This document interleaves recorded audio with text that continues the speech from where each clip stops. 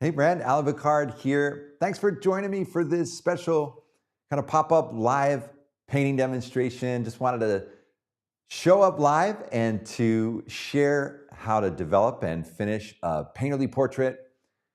I actually recently started this portrait in a demonstration and kind of got it to a certain point, and I thought, wow, this would be a wonderful opportunity to share bringing it further. It's really a painterly portrait study, and I look forward to doing that with you. So thanks for joining me live and just kind of jumping on as you're here.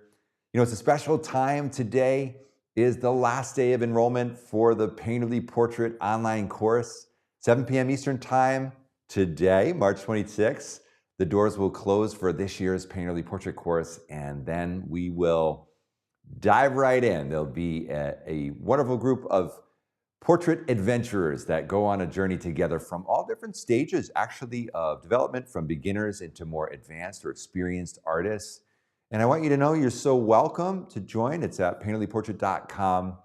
And I also want to make sure I'm going to paint and then take a look and answer some questions and paint a little more and take a look. And if you have any questions about the Painterly Portrait course, could you just write the word question in the chat and then ask your question? That will help us to find them. If in fact there are any questions about it, I'd be more than happy to answer them for you. Of course, the link's in the chat if you want to learn more about the course and enroll. It is truly a wonderful, powerful experience in going from design all the way to a beautiful destination in your portrait work in a loose, expressive fashion. So I just wanted to share that with you. And we're going to jump up to the easel and get right in. Thanks for being here with me. Let's take a look at what we're doing. I'll talk a little bit more about the subject and the painting, and we'll go from there, okay? All right, well, as you can see, our subject is my friend Josephine, and actually there is a previous YouTube video of me sketching her. So this is like a return visit for her here on the channel. And I created this gray coated surface, this loose expressive kind of block in of Josie. And I'm at that point where, you know, I sketched in the head, I kind of laid in the features of the face, began to develop some form shadow and sort of back and forth between that background and the face. And really now, after that massing in, it's time to develop a little further. And I will say, with a portrait like this, you really don't have to finish them, quote unquote, right? In any full sense. You may want to keep some areas loose and unfinished to convey that sort of feel. But at this point, I definitely want to get back in. I'd love to work that shadow on the nose and carve that face out some more, and just take it further in terms of the richness of the skin tones. So that's what we're going to do. And I've got my palette here, little skewer. If you take a look at the palette, this is just for, you know, measuring. And of course, the general palette above, got some vine charcoal that I sketched in with. And then the hard pastels over here, sharpened, lots of soft pastels in the violets and flesh tones, right? Lots of portrait skin colors, many of which are from my portrait set. And then, of course, there are yellow ochres, greens, blue greens, and violets, and black and deep, rich darks as well right here. Some of those are more chocolatey browns. So lots to enjoy. Coming back up to the painting, I think what I'd like to do is just, I tend, when I jump back in, I haven't touched this today, and I wanted to just jump back in with my, you know, hard pastel. This is a 353P, and it's just a way for me to reconnect. Sometimes I just want to reconnect with the whole of the subject and make sure that where I am now is, you know, I'm connecting to the overall contour of the head. So whenever you come back in from a previous session, try to let yourself reconnect with the whole. I'm seeing that I need to develop more shadow value through here. So I'll come in there with some soft pastels, and then this wonderful expressive eyebrow. I love that eyebrow. Just lift it a little bit, curious, glancing over at us. And then we've got the lid lines underneath, lots of shadow coming in under the socket of the eye, the lid line over on the left, and those should connect. You can always check with your skewer. and see if your angle is still looking good.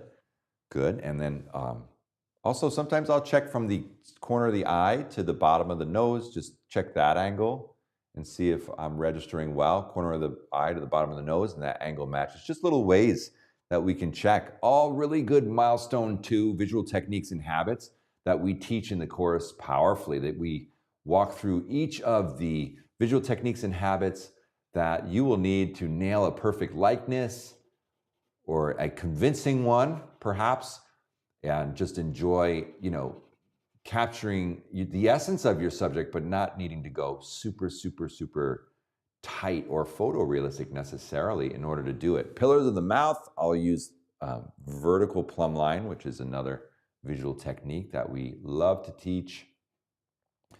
There's another really cool bonus in the course called Features of the Face. And as we look at the mouth, the nose, the eyes, we go through how to sketch and draw each of those and work them out in the portrait. So yeah, as I start, I just kind of roam around the face with something that connects like this hard pastel and just allow myself to get comfortable again, reconnect with the main forms and masses. And it is kind of just letting the engine warm up, as it were, right? It's in a way, that's kind of what it is. That neck just draping off the bottom. Now I've done a nice large head so that I could chop in with the soft pastels, but it's big. So I need to step back. Another really important visual technique and habit, step back from the work so we can make sure that our assessments are in fact correct. Okay, so I'm gonna put down my hard pastel and move into a soft, dark, chocolatey brown. This is kind of a peat color, and I'm just gonna start moving around. I always think darks, then middles, then lights. And it depends. If I've only got a certain value covered in the painting, then I will jump right over to the lights quicker if I have lots of darks already, but no lights, for instance. But yeah, you get the idea. We want to work through our value masses when we're developing the portrait and a kind of think in terms of, how are my dark value masses? Have I anchored them? How are my midtones? Have I anchored them? And I'll tend to wait initially, and build up those midtones more. So for instance, I'm already being drawn into the middle. There's some cooler sort of mauves, and I'm gonna try some things here to see what works with what, but this is the kind of a nice middle value, neutral red violet, or mauve as we affectionately call it. I've had artists ask me, what is mauve? When you say the color is mauve, what is that? It's a neutralized red violet. I finally learned how to describe that, which is helpful. Okay, switching to a bit warmer version of this, just a slightly bit warmer version. And I'm looking, I really have to squint my eyes and step back to see it, but I've got to get a little more shadow under the lip so that lip has that nice turn underneath, and then definitely under this side. Perhaps, let me check this. Is this one darker? No, it's about the same value. So we're just gonna find one value darker. Let's see, I'm gonna look on my palette for that's lighter. So I'll sometimes just hold them and check and see who's darker, right? And then often I'll say, well, then I'll go into my box and I'll find something else. This deep violet is cool, very cool, but it's definitely a little bit darker. It's not a deep violet, it's a middle dark. It's not as dark as it looks, actually. This one's a lot darker. Oh yes, this has more chroma in it as well. It's not as gray, but it's a nice value. And you can see, I'm gonna put a few of these things down that are in my hand, pick that back up. Okay, I got this nice violet, and I think the violets really work on that shadow side. I'm gonna just start to pull away from, at the turn of the light, so we've got the front of the face and it turns at that form turn. We teach the 6 basic lighting techniques in the Painterly Portrait course as well as techniques for lighting and posing your subject. So if you like the lighting on the subject, we teach how to get that nice dramatic lighting on your portrait subject and how you can do that at home in simple ways, honestly. Here you go, we start to frame in with this violet. And as I like it, I also am aware that I don't want to get too purpley. So I'm just going to try this Girault, a little bit grayer.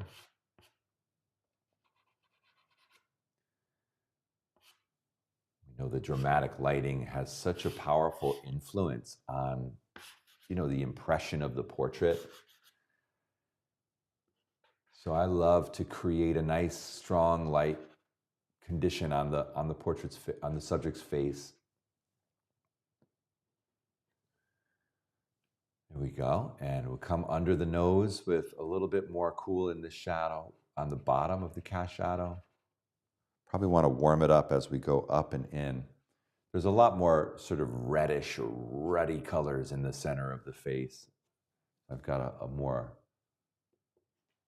fleshy red shadow shape here.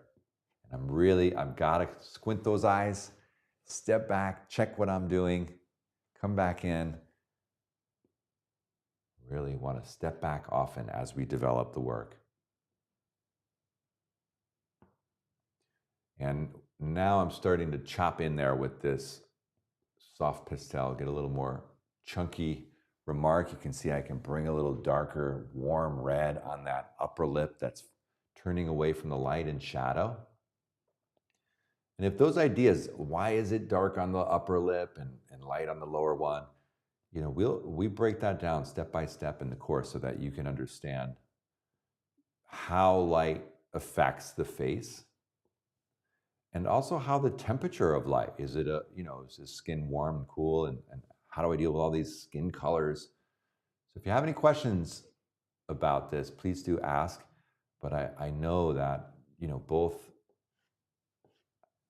the temperature of light often can get us a little confused.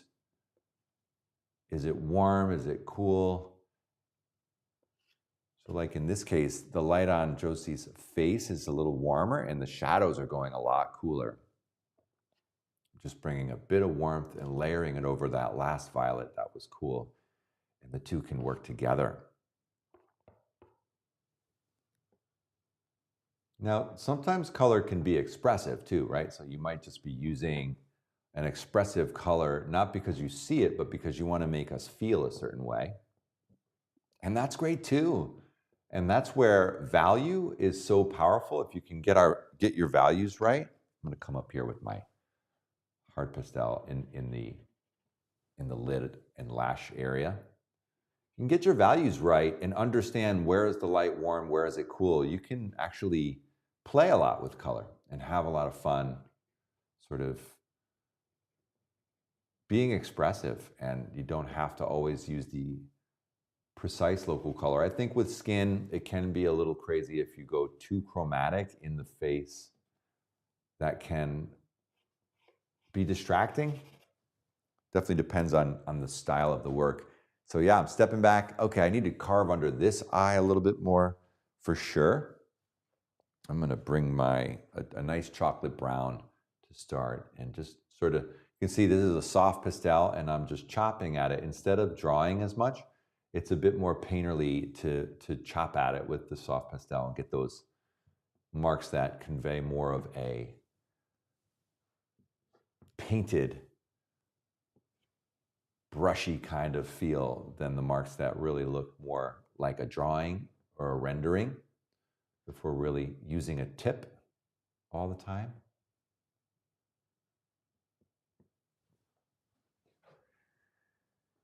There we go. And just coming around that some more.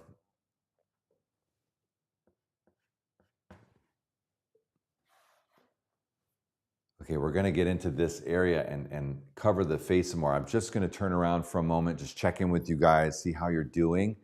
It's really nice when you spend 10, 15 minutes just like I get myself in the flow. Like I'm starting to get connected to the portrait, which is great. And I do see a question.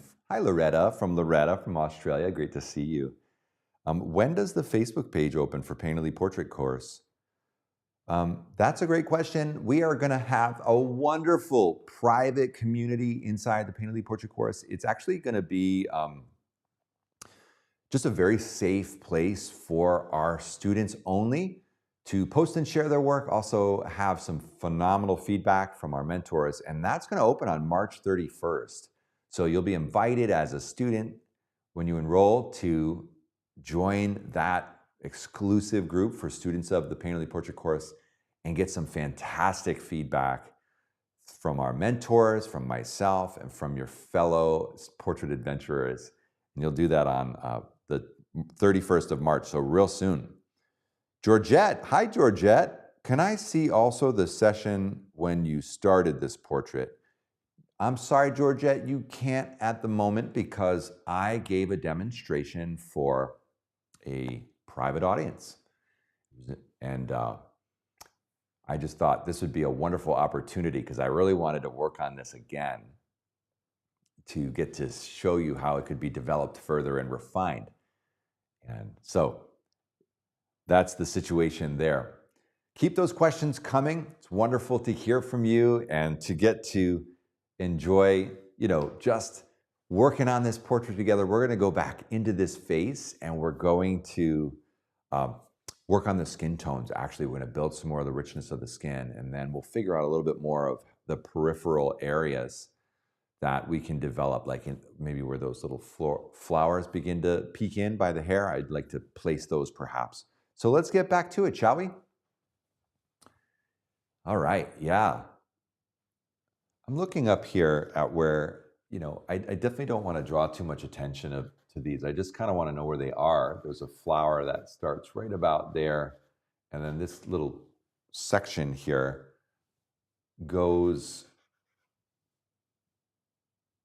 wraps around the head this way and ends right around the level of the eye, about that high. I don't even think we necessarily see that. Maybe we see just the edge of it right about there. So we got flower here. I just like to place the edge and then I can make some nice bold choppy marks as we go. Again, I wouldn't want to focus the viewer's attention on the corner of a scene. I just really want to know where these are so I can kind of jump into this and carve in some lovely dark hair on the side of the head without covering over those flowers. Right in there. And you can see I'm using the side of this soft pastel. This happens to be a Blue Earth soft pastel. I'm using this side to just chop and begin to add a little more hair in the shadows, which is great. And we'll get down to the area where the hair begins to interact with the ear and overlap the ear. That'll all stay in the shadow. I don't really want that to become a focus of this piece at all. And sometimes when I'll lay something in, but in a piece like this where I really want us to focus on the eyes, I might just take this paper towel and brush at it, kind of let it fall into more of a soft, hazy experience in that space. I'm actually working on Canson Velvet here, which is a different surface, been trying it out, and it's got a nice grab. It's similar in a way to Pastel Matte, and so yeah, you can push the pastel around a bit with a paper towel without, all of it getting rubbed off the surface, because it has, almost like Velcro, has these little grabbers that grab the pigment. Okay. And yeah, I'm just gonna come in and sort of warm this a bit more in areas, as well as use my violets. Softer violet.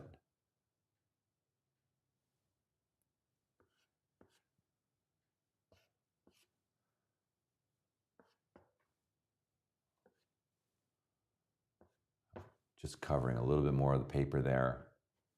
Getting in. This is a nice neutralized kind of violet color. Not a real strong chroma, just soft, not very warm, but not overly cold either. It's sort of a middle tone. We can come up toward the light some more. Start moving in. I think I want something warmer there.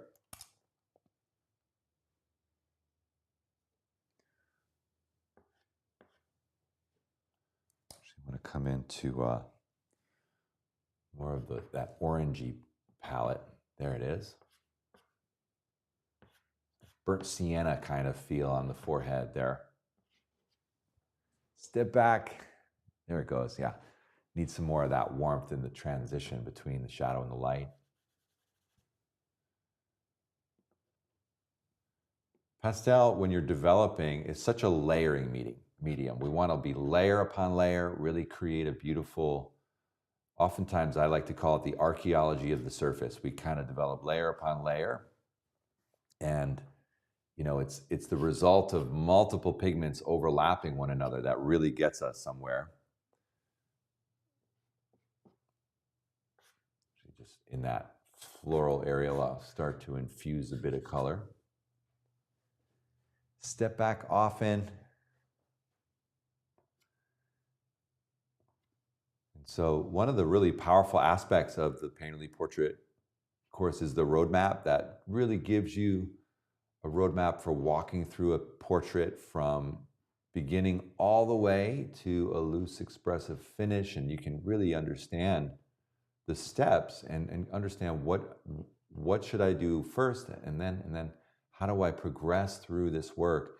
Not just the painting itself, but the preparation and the designing and palette selection, all these different important stages of a portrait. I'm coming towards the skin now. I'm going to start to put some nice fleshier colors in the light here. Oop. I'm cleaning up my pastel just a bit.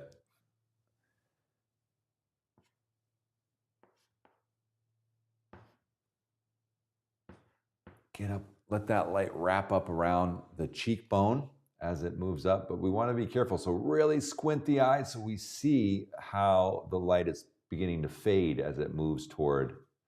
I'm just using my pinky to push it around there as it fades into the turn of the form. Come up under that brow and let that strong, wonderful bony mass of the brow just receive the light. A little bit of hatching, even with the soft pastel, you know, our mark making can really help us to develop a variety of strokes. And this mark making, I was so inspired looking at the works of artists like Sorolla and his oil paintings, his brushy oil paintings, John Singer Sargent. But I was also inspired and continue to be with all of these artists by pastel artists like Edgar Degas. And they're all working in these different painterly effects. Even though different mediums, we can learn so very much from them. Get under that eye, bring a little more punch so that form begins to turn. And as that bridge of the nose comes down, right? It's not a hard right towards the cheek, it's a soft transition. So we're gonna start to like kind of create a transition or a graduation, a gradation of color and value there.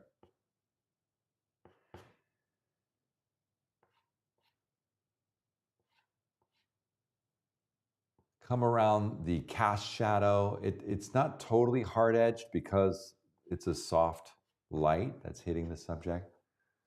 We can come back in and adjust the transition a little more. Sometimes I even like using a hard pastel as a blending tool just to scrub at it, especially when it's within a color that's going to work well, and I can, really move the edge around.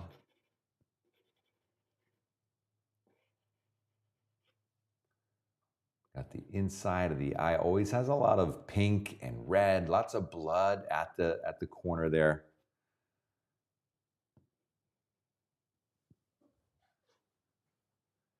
Good, so we're getting a nice rich color. We're gonna go lighter certainly, but I like building up that kind of lush impression. We don't want skin to get too light If it gets too light, it can be really chalked out. So we want to encourage some color in the skin. Come under that lip again. So you can see I've put some soft pastel down, and then I'll hatch right over it with a hard pastel and just break at the edge at times. It can be really, really effective. Let's come into this area here. How is this color? Nice kind of pinkish, fleshy. And these are soft pastels. This is a Terry Ludwig that I broke a piece of it off, and I get all these nice little choppy opportunities at this size to make various marks within the face. And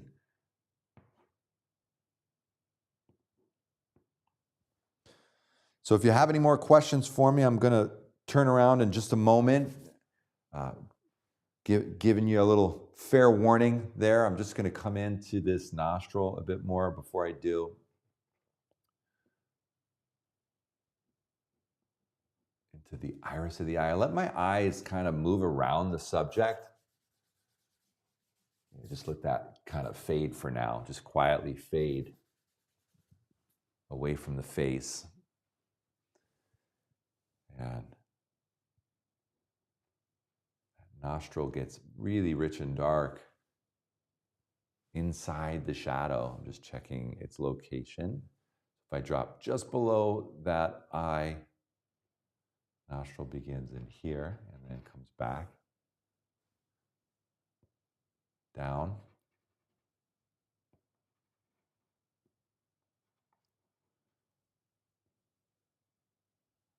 Come off that lid area right in here.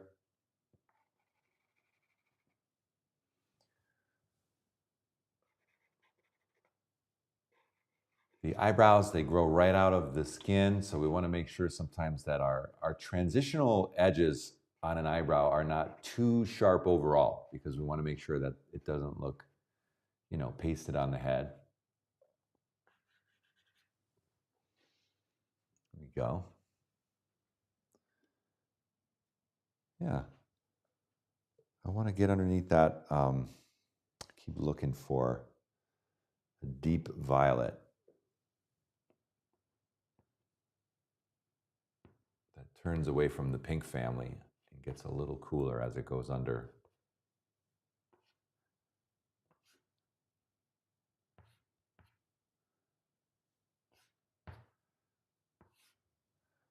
That's nice. I start to move away and layer some of that in. Just turn around, checking in on your friends. How's everybody doing? And just checking in to see any other questions. I have Madhumita. Hi, Madhumita. Do you recommend that I learn to draw before attempting this course? That's a great question. I really appreciate you asking, because when you're dealing with portraits, drawing is the foundation that we paint on. And pastel's exciting in that it's a real bridge between drawing and painting. As a matter of fact, you can very much draw with pastel and you can very much paint with pastel. And you can bridge between the two. So what I've chosen to do with the portrait course, because I think drawing is so fundamental to the success of a portrait, is that we really focus on that, Madhumita, at the start of the course, where we walk through the visual techniques and habits that, how do we measure? How do we use units of measurement? How do we use vertical and horizontal plumb line? How do we step back? How do we squint to understand values? How do we put it all together? What are the 6 elements of light and shadow? These are all things that we do, and then we practice it together. We use charcoal, we use monochrome. We even move into thumbnail sketching, themes of that nature in milestone 3, as well as the photography and design. So there's a lot of opportunity for you to learn the right habits and the right approaches and grow into color as well. It's a lifetime access course. You can truly go at your own pace. You don't have to keep up or in any way rush. You can truly continue to learn the lessons as you grow. So I would encourage you to use the course as a way to develop your drawing ability in pastel and in charcoal.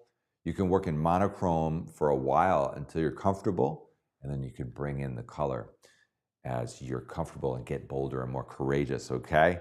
So great question. Hannah. Hi, Hannah. I recognize her from things you've done before. Do you like to paint the same subject over and over? How do you feel like your perspective changes as you come back to the same subject again? Great question. Yeah. I think artists tend to have subjects, models that they come back to over and over again. I know that's true of many portrait and figurative artists, that there are certain models and subjects that really are a muse, as it were, or a great opportunity to express their ideas, their unique perspective through their paintings. And it's true, Josephine's modeled many times for me, and I just love her features. I love her kind of expressive nature of her face. It's great. And in this case, I hadn't worked on her for a while, like quite a while. And it really is an interesting question. When you return, you're not the same artist. Like, we evolve as artists. Hopefully, if we're working and developing, we're evolving all the time, which is a wonderful thing. And so you come back to the subject as a little different. Like, your skills are at a different level. Even what you're trying to accomplish and say is a little different, and that's fantastic. So I love coming back to a subject, maybe a familiar subject, and doing things in a way that's a little different. And there's always something new that we can discover. Hey, Loretta, question. Do you recommend that we get a dedicated portrait set of pastels, both soft and hard, or can we make do with what we have? In my case, more towards the landscape side of pastels. Yeah, that's a good question. The first thing I would say is, let's not make I don't have the right pastels an excuse for not joining the course. I've actually gotten other people share that with me, that nervousness about I have to have the right portrait colors in order to do this, and I don't have them yet, so I'm not ready. Actually, it is so good to take the course and to learn about what would be the right materials so that you can then, put it on your list. Ooh, I think I could really fill out my palette specifically by getting some of these types of pastels and these types of colors. It'll actually probably save you money, because sometimes we'll just buy things thinking we need to be prepared. It will save you money that way. I have wonderful portrait sets. You don't need to buy them, but if you are looking for a portrait set, I do have them on my website, made by Terry Ludwig. However, use what you have and learn, because there are so many different ways that you may actually be able to use the colors you have by layering and applying more. And then, yes, we have a wonderful supply list. We make recommendations of all kinds of things. I show my pastels and opportunities as we get into skin tones and color, where you can acquire the kinds of portrait colors that are really going to help you. And there's different skin types, like Josephine, our type 3 skin type here. And that matters in terms of the colors. And then there's different temperatures of light. So that's would be my recommendation, is use what you have and then learn in the course so that you can make sure you really are strategic in what you buy, so we don't, sort of just accumulate. Okay, Monticos, greetings to the master. Love that portrait. Is any courses coming anytime soon? Yeah, we are currently enrolling, Monticos. First of all, thank you. I appreciate your kind words. We're currently enrolling for the Painterly Portrait course. Today's the last day, Monticos, for you to take that leap and join us. You can do that at painterlyportrait.com. Actually, the link is in the chat. But it's really important that you jump in now, because enrollment closes at 7 p.m. Eastern time today, my friends, today. And so if you're wanting to go on that journey, we only open this once a year. And so this is your moment, and this is the year, because if you enroll now, then you'll have that wonderful course material throughout the entire year. You won't have to wait another year before it comes around again, okay? Thanks for asking. Sabrina, question, do you still lay pastel on the surface with the new pastel, or do you only move the soft pastel around? Sabrina, great question. I think what you're saying is, when I go back over soft pastel with the new pastel, am I adding to it? So you get used to using the pressure, like the touch, the amount of pressure you're using with your pastel materials.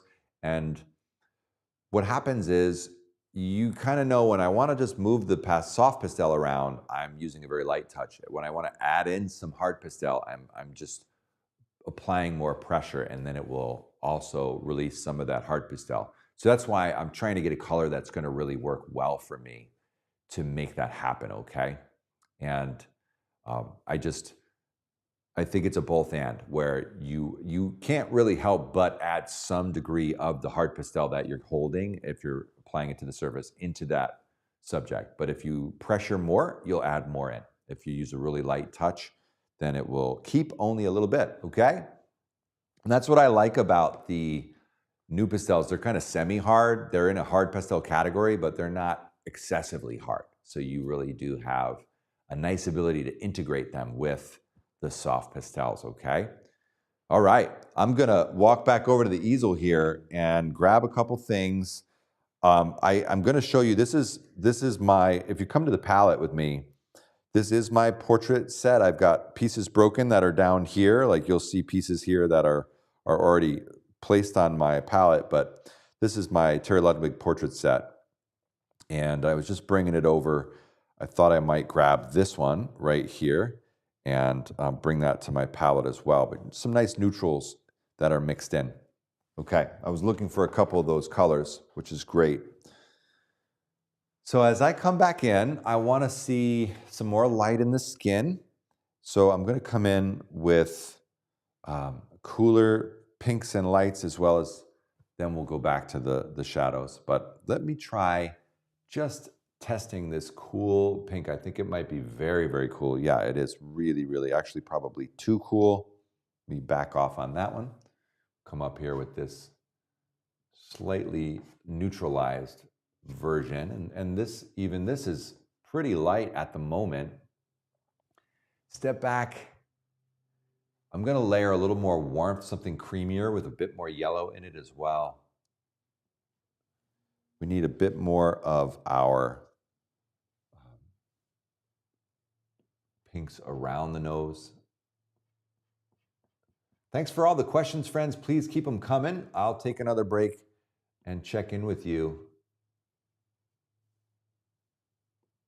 Let's bring a little color. There's nice ruddiness in the middle of the face for, you know, certainly I'm going to bring just a bit more of this warmth down the bridge where the form is turning from the light toward the shadows, and just add that in. Really have a nice way of getting that round fullness as we change from the light value to the mid value, then the dark value. Don't go too quick if we want the form to remain like round. And even though it's a kind of lost edge, the nose going towards the back cheek, there are moments where we can see the edge, and I'm just going to pull that out a little more so we pick up on the fullness of the nose. Maybe a little more of this warmth at the edge of the face. Get in over there. It's a really pretty, warm, ruddy color here.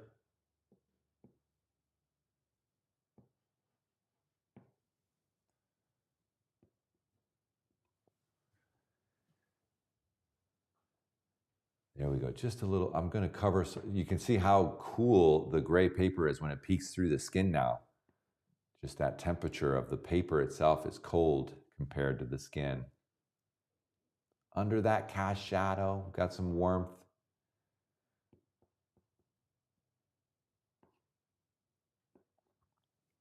Coming over to the flesh at the right or shadow side of the mouth. And layer upon layer, we just continue to build this up. Actually, what I would love to do is just, let's see if I can carve a bit of this neckline out, just a little, coming out from the shadows down here is the neck, just a little bit. Beautiful kind of way in which, actually, we're going to make sure we don't get too light. So I'm going to use this umber, just a soft umber. Keep things quiet. And then we can turn.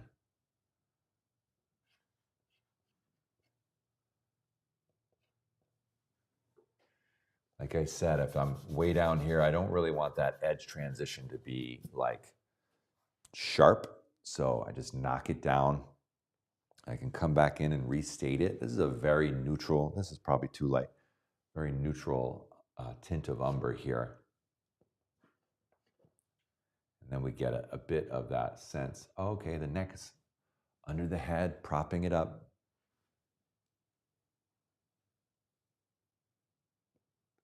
Come back with the mauve as the shadows turn towards the light, it gets a little warmer. These beautiful transitional areas. And you know, our painting, every portrait doesn't have to be super smooth. We can have a character to the mark making depending on the style of the work. We can keep the painting's style a little choppier if we're in a loose, expressive, painterly fashion. This is a larger head, so I like these big choppy marks. They're just fun. I enjoy making them. Sometimes when you're painting a woman, you want to keep the skin really smooth and velvety, and that's beautiful. Other times you're looking for that kind of lush, stylistic appreciation of the mark making, the expressive dynamics of the pigment itself. And this can be done in acrylic, it can be done in oil, it can be done in pastel, where you really show off the evidence of the hand. That's very painterly. And we talk a lot about what does make something painterly in the course as well. So you can really understand those levers that you can pull, those various tools and techniques that are at your disposal when you want to create a more painterly depiction. And how can you do it if you're someone who is typically more refined, or you're used to being detailed, or that's where you come from? How can you loosen up? We'll help you with that. There's lots of different ways that we can address those challenges together. It's really fun, actually.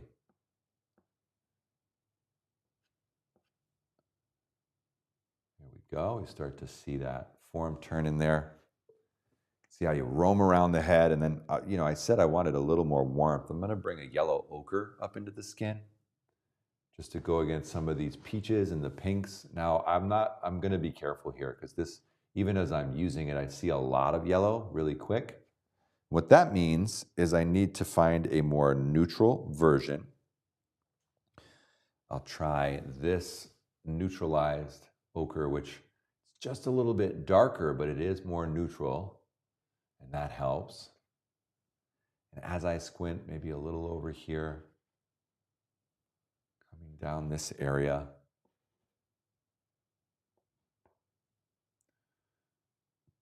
Right under the nose.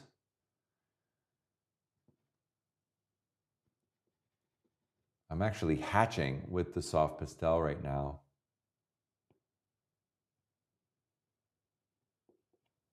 There we go. Still covering a little more of that paper, the gray.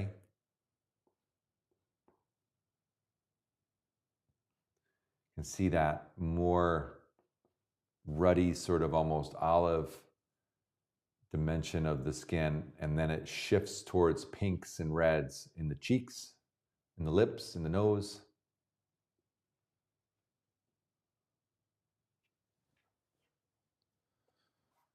And sometimes I'll come in with my fleshy new pastel. This is a great example of the question I had.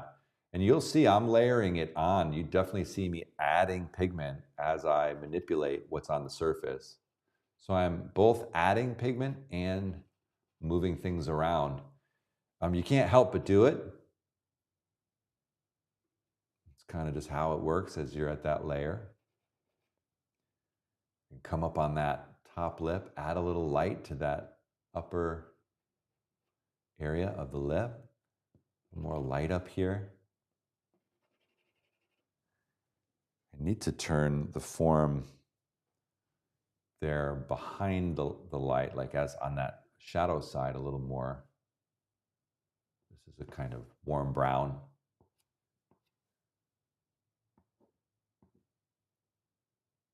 Squinting to see the values as we work.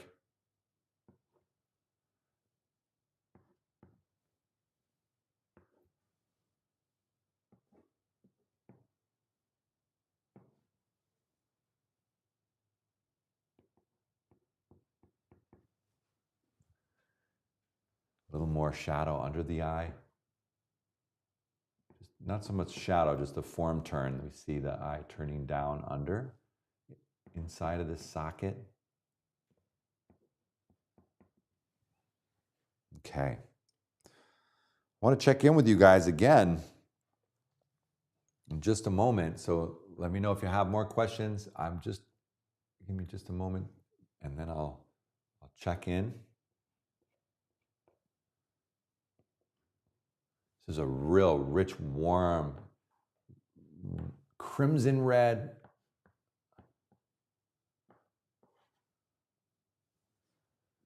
Really beautiful color.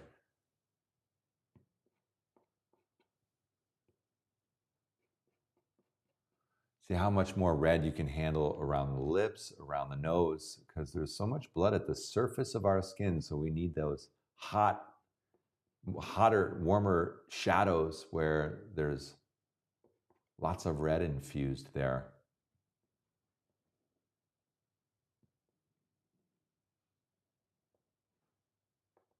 Try to find that corner. Now this is a lot stronger pigment than the hard pastel, so I'm using it. Really allows more punch to show up there.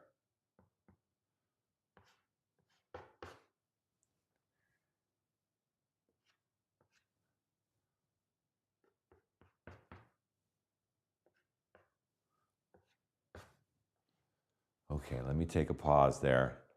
Turn around. So we're really moving things forward. And I'm just going to check in to see if you got any more questions. Okay, NB. Hi, NB. Many of us can't join the course right now due to time constraints, but we may be able to in a few months. Would it be possible to email you when we're ready to join? You know, that's a great question. So maybe things are a little busy right now. So what do? Well, the way that we run the Painterly Portrait course is we open the enrollment once a year, typically. So if you don't enroll now, you're not going to be able to reach out in a few months and get in. We close the doors and we honor that. We don't open those doors again for a year. So I would encourage you to enroll now and then start later, because when you enroll in the Painterly Portrait course, you get lifetime access to all the course content. That includes all the bonuses that are available as well. So you will get access to all the core content, the features of the face bonus, and that, you know, community experience that we have together. That will end in mid-May, but you can jump in beforehand if you're finding things are opening up. But know that the core content is so powerful, and there are opportunities for graduates of the Painterly Portrait course to continue to learn and grow with me in my membership. And if you wait to join a Painterly course, then you won't be able to get involved in the membership community either. You're going to everything will get pushed out into the future. So I would really encourage you, enroll now. Start a month, 2 months, 3 months from now. You've got lifetime access to all the course content. That includes all the live Q&As that happen. It's all going to be available to you inside of the course with lifetime access, so you can go at your own pace. You can keep moving forward. Otherwise, you end up, and it's next year, and you're in the same place. So we don't want you to wait a year, okay? So that would be my encouragement to you, and that would be fantastic to be able to support you in that way, NB. Thanks for asking. Tessa, I've joined and started on Module 1. I'm amazed at the standard of teaching and indeed the thought that's gone into this. If in doubt, do yourself a favor and sign up. See you there. Thanks, Tessa. I really appreciate that, word of confidence from you. So Tessa just joined. She doesn't have the experience of everything. Just Milestone 1, where we really unlock a picture of what is Painterly. And when you join, you have immediate access to Milestone 1 in the resources section. And I love to take you on an art history journey so that you can connect the dots. How did we get here? And how does this Painterly thing work? Where does it come from? What are our foundations? Who are our forebears in this Painterly way? I like to help us understand that, and it's really powerful. And I love to help you understand the goals that you should have in moving forward. Like, what do you want? What's your why? Why do you want to develop your portraits, right? It's important to get in touch with that, connect with that, so that you can move forward. Because when you know your why, and it may be you want to paint your loved ones, it may be you want to improve your drawing skills, it may be that you've been frustrated and you really want to get a breakthrough in your art. It may be that you just know that you've got this desire to paint more, but you just haven't been making time for it, and you know that something like this is going to get you that consistent momentum. Whatever your why is, we're going to help you establish that so you move forward in the course experience and you make wonderful progress. Elaine, what happens after the Facebook group ends? How can people communicate? Great question, Elaine. So what we do is March 31st, we open the Facebook group. We have a 6-week experience with mentors inside of this private community. And then when we archive the group, and archiving means you can still access it, you just can't post anymore. So you can still see all the artwork that's been posted, all the comments. You'll have access to that, but you won't be able to add to it once it's archived. That's around mid-May. We are going to take care of you. Don't worry. Those who come through the Painterly courses that I teach are ushered into an alumni community where you can continue your relationships, where you can continue posting and sharing, and that is going to be there for you. So don't worry, you're going to have another space, and that alumni community is free in the sense that because you purchased a course, you have access to that alumni community as a benefit to those who come through the courses, okay? And that's a great place for you to continue your connection and relationships. And we have other opportunities for those who come through who love learning and growing together. Okay? Monticos, sorry if not so artistic question, but I'm very curious about if modern pastels are any toxic and if it's safe to inhale in close, small areas. My workshop is very small. Great question, Monticos. I would just say there are ASDM labels on all of the pastels that are good brands that will allow you to know, when there are stuff that you should avoid inhaling. So like if you have oil paints and they have cadmiums and things like that, those are toxic chemicals in the original paints. If they're using things like that in the pastels, then you don't want to be inhaling that or eating that. However, Terry Ludwig doesn't use any of those. Blue Earth doesn't use any of those. There are some really wonderful organic matter options that they're making beautiful pigments with now.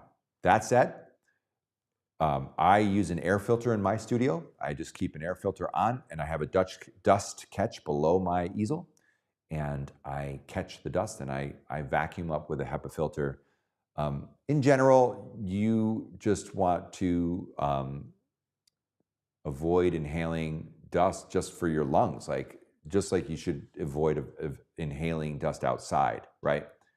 It's a particulate matter. So there are those who have concerns about their personal health, and I would always say to them, wear a mask. Like, it's easy enough to put a mask on and just work wearing a mask if you're concerned. I never have, and no problems. And I keep a HEPA filter on my vacuum and I clean things up, no problem at all. So that's the approach there, Monticos. You shouldn't have to worry about your studio space. And honestly, it's not concerning. And then I would just say too, with your hands, you can use I like to use gloves in a bottle on my hands. It's a cream that creates a barrier for the skin. Just like with any other paint that you would use, you want to, not absorb it into your skin, okay? Those are the questions that I tend to get all the time on that, and I'm happy to answer. Okay, I'm going to do some more tweaks on this. If there's anyone else that has anything else to say, just let me know. I'm just going to jump right back and take a look. I'd love to see maybe a little more nuance in the eyes. So I'm going to come in with light gray, pink, cool gray, and I'm just going to push this around. The paper is gray, so it's doing some nice work for us, but I think I need a little more pink, actually. There's some fleshy pink in the eyes already. The whites of the eyes are never white. I just want to caution you with that statement because truly, just adding a little something there. We tend to go too light often on whites of the eyes, and we want to make sure that it's a sphere, it's a shiny sphere, and it turns toward the light and away from the light, so the whole eye should not be the same amount of light, and it should not be the same value or color. It tends to be cooler and lighter than the skin around it, but it doesn't need to be super light, okay?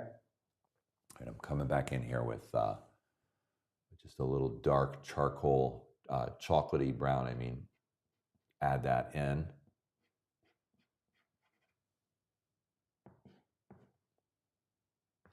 And like I said, we really don't need to sort of finish a study like this. It's kind of charming to keep it loose and expressive, but I do want just a little more punch here and there. I'm just adding a bit more dark chocolatey brown. Just a little too far there. I'm just going to come back in, step back so we really can see what we're doing. When you're too close to a portrait, you can't tell the impact of the work yet. So you really have to back up to see what happened.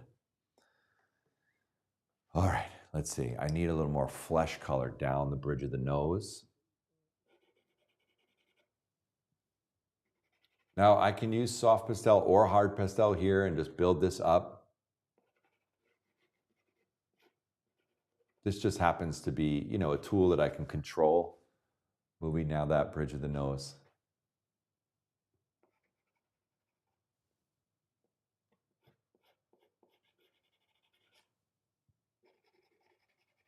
And I'm hatching right across that edge. I don't want to create too artificial of an edge because it's a soft transition between the back cheek and the nose because the values and colors are similar. So if it's a soft transition, let's keep it that way. So there's a nice quiet transition for the viewer. Still seeing that I need a little more color as we go down the nose. Just a little more. I don't want that too light.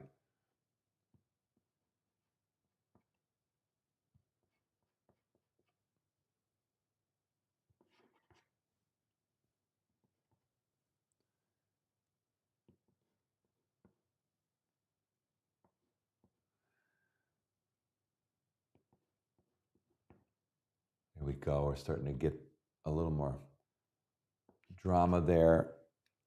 I need a sense of light on this cheek toward us. Squint, squint, squint.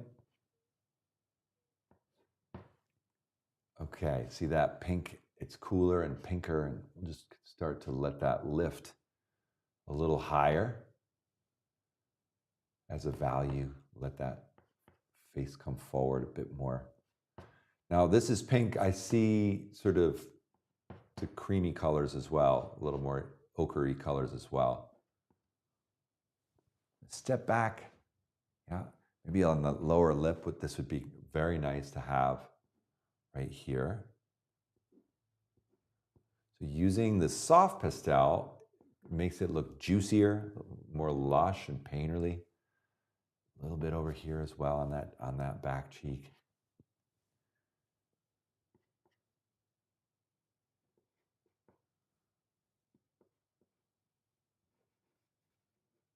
Came a little far there, so I soften it out. Got the side of those flowers and petals. So whenever I do something like that, I step back because I'm very cautious that it will get too light up there. So I'm just going to knock at that again. Sometimes just knocking at it is all you need. It kind of puts it out of focus so we don't pay too much attention. There we go. Got a nice looseness. And I had already created some like blue-green and violet over here, which is really pretty. I'm just going to come back in and add a little more of this and that, this violet.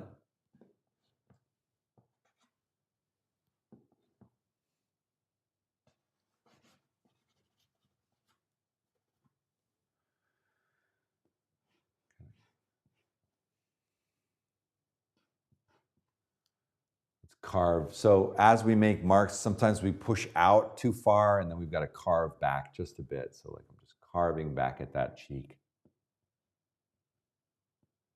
Just carve it back a little bit. And it's like the sculptor, we push and pull at the edges until we arrive at that desired effect. I want to come back to that really pretty blue-green. There it is, really beautiful, kind of turquoise blue-green color. It's so beautiful because it's complementing the sort of reds of the face. Greenish cast to that.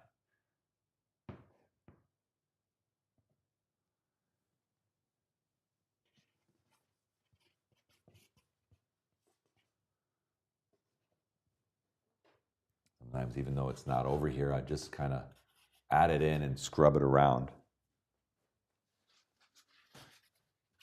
It's just kind of putting the color into the soup over there. It's just kind of in there now so that that color's not lonely. It shows up somewhere else. Nice little painterly technique. Really pretty. I'm just looking at this nose and seeing, well, I'm coming under the eye really quick. But yeah, just heighten this highlight on the nose one more step.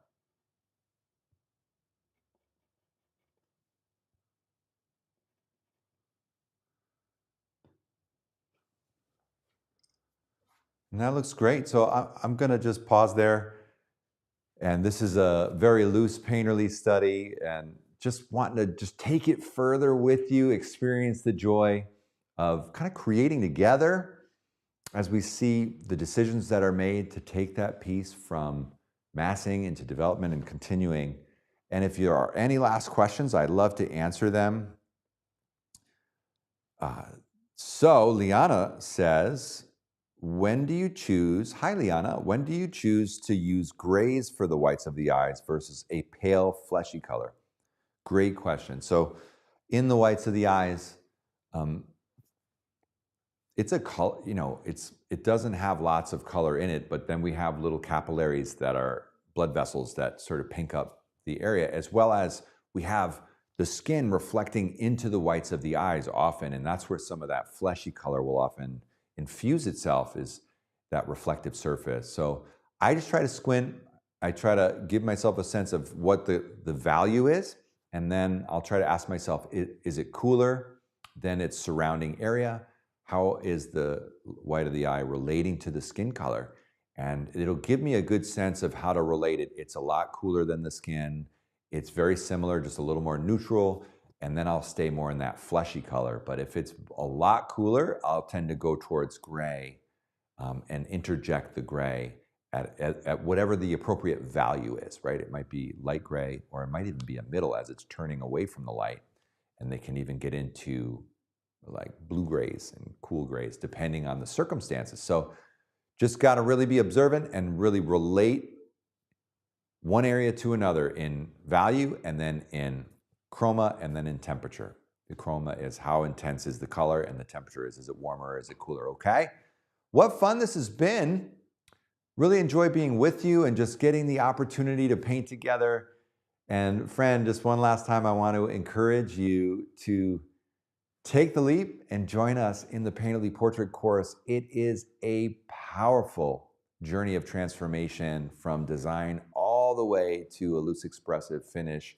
You go step by step. I'll be right there by your side each step of the way, providing encouragement, providing insight and support. And you can do this. I want you to know that, because a lot of people question, am I ready? Oh, you know, I need to get a little better at this or that. You can do this, and this is a wonderful place to learn and grow together in a safe, in a supportive, in an encouraging community with others where you can be lifted up.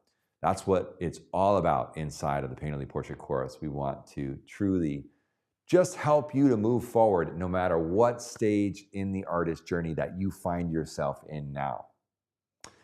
So that is all for today. Thanks for joining me as we worked on this Painterly Portrait together. I want to say to you one more time, friend, to continue to create and share your art because it makes a difference in this world. It's so important, and you are worthy of this experience as an artist. So keep showing up at the easel for your creative dreams, and I'll see you real soon. Take care.